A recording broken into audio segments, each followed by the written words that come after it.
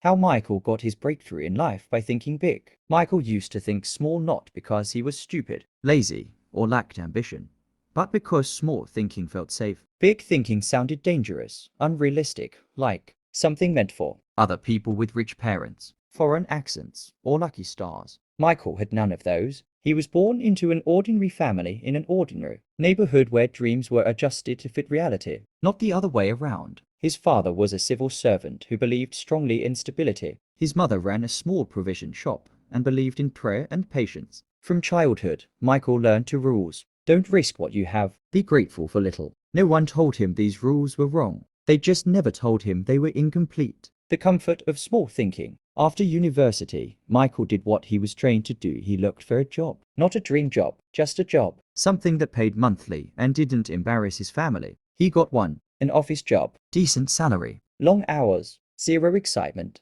At first, he was proud. He bought new clothes, helped his parents with bills, took pictures for social media captions like hard work pays, and hustle mode activated. But years passed, and something strange happened. The harder Michael worked, the smaller his life felt. Every month followed the same pattern. Salary came in, bills went out, savings barely survived, dreams were postponed. He watched older colleagues who had worked there for 15, even 20 years still complaining, still tired, still waiting for promotions that came with small raises and big responsibilities. One evening, after work, Michael sat alone in his room and asked a question he had avoided for years. Is this it? That question scared him more than poverty ever did. The lie he believed. Michael believed a dangerous lie. If I just work harder, everything will eventually work out. So he worked harder. He volunteered for overtime, took extra tasks, sacrificed weekends, said yes when he wanted to say no. But his income didn't change in proportion to his effort.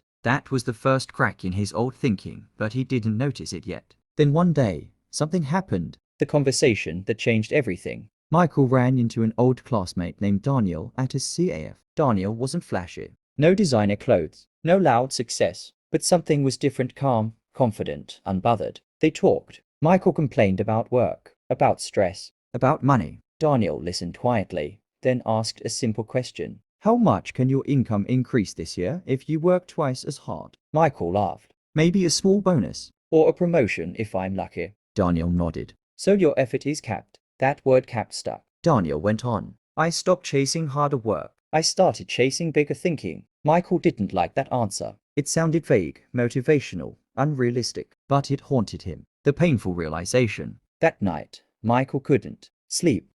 Please subscribe and like.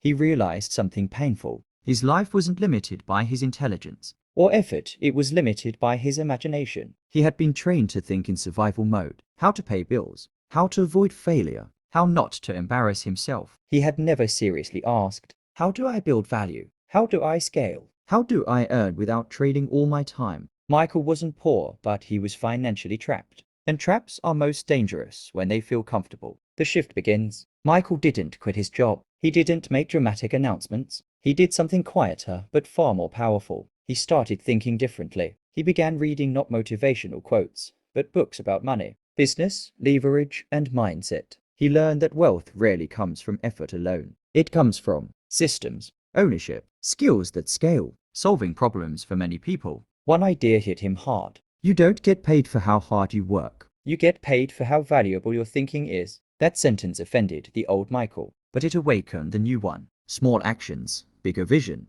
Michael started asking better questions. Instead of, how can I earn more hours? He asked, how can I create something once and get paid repeatedly? Instead of, what job can I find? He asked, what problem can I solve? He noticed opportunities he had ignored before. People around him were selling things online. Some were offering services. Some were teaching skills. Not all of them were smarter, but they were thinking bigger. Michael started small, but with a big vision. He learned a digital skill after work. At first, progress was slow. Mistakes were plenty. Doubt was loud. But something was different this time. He wasn't chasing quick money. He was building leverage. The inner battle. Thinking big is not comfortable. Michael battled fear daily. Fear of failure. Fear of being laughed at. Fear of wasting time. His old mindset whispered, at least your job is safe. His new mindset replied, safe doesn't mean growing. There were nights he wanted to quit. Nights, he felt stupid for dreaming beyond his background. But then he remembered something. If he failed, he would be exactly where he already was. So he continued. The first sign of breakthrough.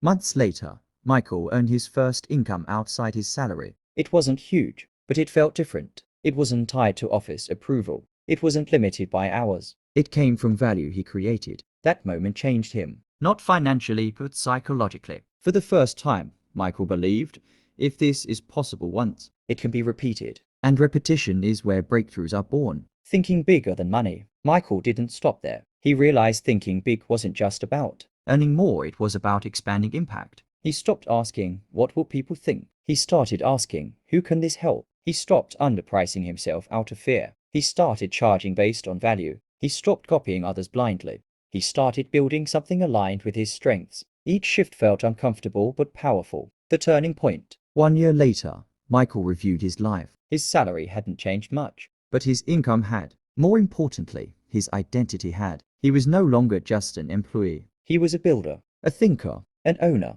Opportunities started finding him not because he was lucky, but because his thinking attracted them. People noticed his confidence, his clarity, his growth. Then came the real breakthrough, the big opportunity. Michael saw a problem many people ignored. He didn't rush it. He researched. He planned. He thought long term. This time, he didn't think small. He didn't ask, can I do this? He asked, how big can this become? He partnered, delegated, built systems. What used to take all his energy now took strategy. And the results shocked him. Income that once took a year now came in months, then weeks. Not because he worked harder, but because his thinking had expanded. Looking back, one evening, Michael sat quietly and smiled. He realized his breakthrough didn't start with money. It started with a decision to stop thinking like someone trying to survive and start thinking like someone trying to build. The old Michael waited for permission. The new Michael created options. The old Michael asked, is this realistic? The new Michael asked, what if it works? The lesson Michael learned